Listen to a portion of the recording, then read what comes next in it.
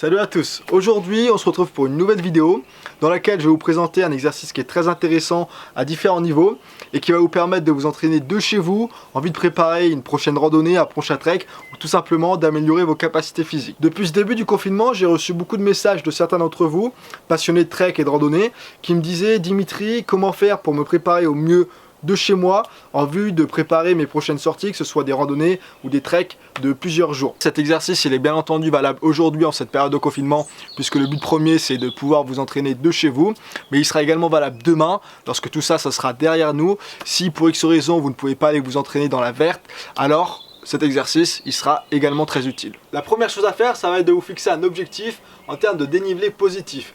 On va dire que pour ma part, pour aujourd'hui j'ai envie de faire 150 mètres de dénivelé positif.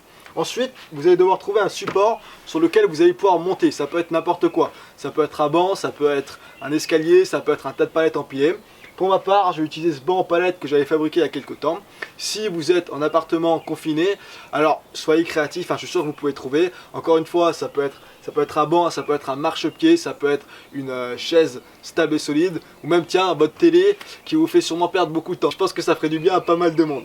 Bref, une fois que vous avez trouvé votre support sur lequel vous allez monter et que vous avez déterminé quel est votre objectif en termes de dénivelé positif, alors il va falloir faire un tout petit calcul. Vous allez mesurer la hauteur de votre support. Pour ma part, ça fait environ 45 cm. Puis ensuite, on va déterminer combien de fois il va falloir monter sur le support pour atteindre notre objectif en termes de dénivelé positif. Donc je le rappelle, mon objectif personnel pour cette petite séance, ça va être 150 mètres de dénivelé positif. On a un support qui fait 45 cm, donc 45 cm égale 0,45 m. Je fais 150 divisé par 0,45, une division toute bête, ça me donne environ 334 pas à faire pour le support. Et donc concrètement, si j'ai envie d'atteindre 150 mètres de dénivelé positif, il va falloir que je monte 334 fois sur ce support. L'idée avec cet exercice, elle est assez simple. Le but, ça va être de monter sur notre support comme ceci, autant de fois que nécessaire afin d'atteindre l'objectif qu'on s'est fixé. Je vais vous donner quelques règles à respecter et quelques astuces qui vont vous permettre de tirer profit au maximum de l'exercice. Puis ensuite, on parlera des avantages que cela procure de faire cet exercice en question. Donc première règle qu'il faut respecter, c'est d'avoir toujours de garder une bonne forme, une belle posture. Donc pour cela, première chose, c'est qu'il faut essayer d'avoir une sangle abdominale qui soit un minimum gainée. Je ne vais pas vous voir avec le dos tordu comme cela. Autrement, si vous êtes comme ça, vous allez développer au long terme une mauvaise posture lorsque vous irez marcher et ça c'est pas bon. Donc restez un minimum droit, il faut que ce soit naturel, mais il ne faut pas que vous ayez mal au dos. Ensuite, deuxième règle, ça va être de faire le mouvement dans son intégralité, dans sa complète amplitude. C'est-à-dire que lorsque vous montez complètement, vous déroulez le genou. Vous n'allez pas juste faire un petit mouvement comme ça c'est tricher, vous allez plus vite, mais ça sert à rien car vous n'allez pas respecter toute l'amplitude. Et troisième règle, ça va être au niveau des mains. Ne mettez pas la main sur la cuisse ou sur le genou pour vous aider, parce que ça, les amis, au cas où vous n'ayez pas remarqué, c'est tricher. Le but c'est de travailler de manière optimale. Donc les mains, on ne les met pas sur les cuisses ni sur les genoux, et on fait travailler les muscles. Il y a un autre point sur lequel je voulais revenir, c'était concernant le sac à dos. C'est important, à mon sens, que vous vous entraîniez avec un sac à dos. Et pas n'importe quel sac à dos, avec le sac à dos que vous allez amener avec vous lors de votre prochaine sortie. Et dans ce sac à dos-là, vous allez charger tout le matériel que vous comptez prendre avec vous. Bien sûr, l'exercice qui reste intéressant si vous ne portez pas de sac à dos. Mais à mon sens, c'est important que lorsque vous entraîniez, vous essayez au maximum de reproduire les conditions que vous allez avoir sur le terrain. Votre corps, il n'est pas habitué à porter un sac à dos en règle générale. Je ne sais pas quelle activité professionnelle vous faites au jour le jour, mais il y a peu de chances que vous portiez un sac à dos tous les jours. Et lorsque vous serez en train de marcher, en train de faire votre trek, votre corps il va subir beaucoup de stress. Un stress qui va être en plus répétitif. Puisque le sac à dos, vous allez le porter toute la journée, mais vous allez également porter le sac à dos tous les jours de votre expédition. Et si en plus de ça, vous ajoutez d'autres paramètres qu'on n'a pas lorsqu'on s'entraîne, c'est-à-dire par exemple des conditions météorologiques qui ne sont pas forcément optimales ou une fatigue accumulée, alors si en plus de ça, votre entraînement il est vraiment à l'aise sans sac à dos, alors lorsque vous serez le jour J sur le terrain, vous risquez d'avoir des mauvaises surprises.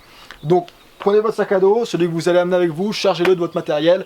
Et en plus de ça, lorsque vous faites votre exercice, ça vous permettra au préalable de voir si le matériel vous convient, s'il est adapté à votre morphologie, s'il est bien réglé, etc. etc. C'est que bénéfique.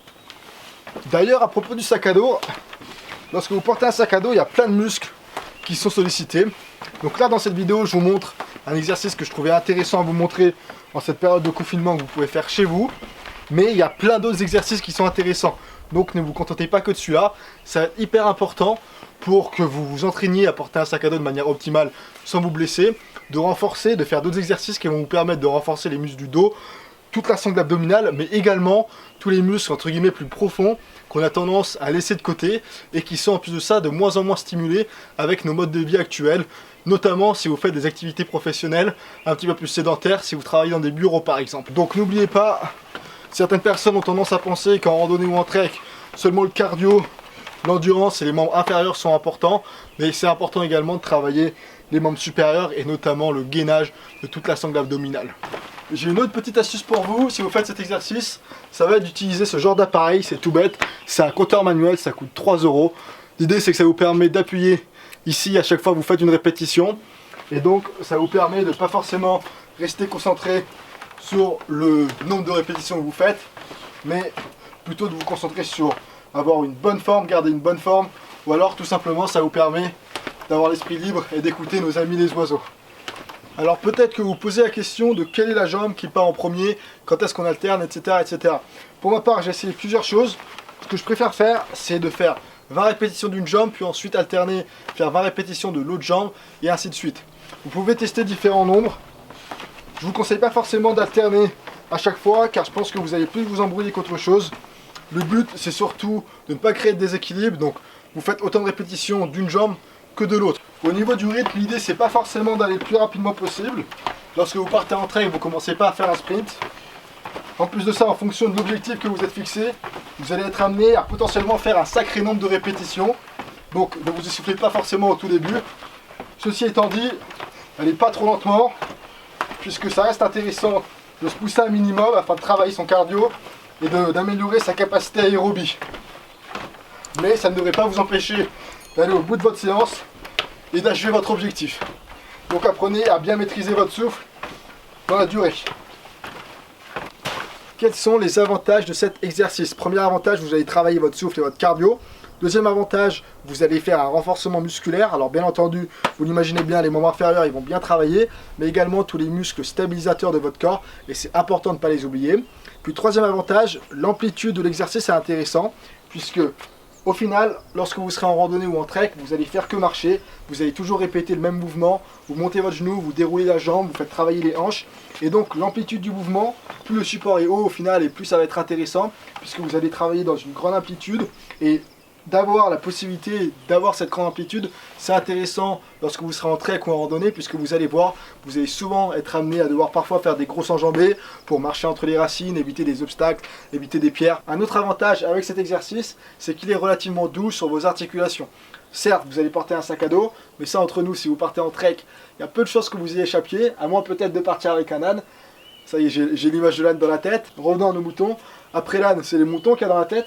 Je suis mal barré, mais je vais y arriver.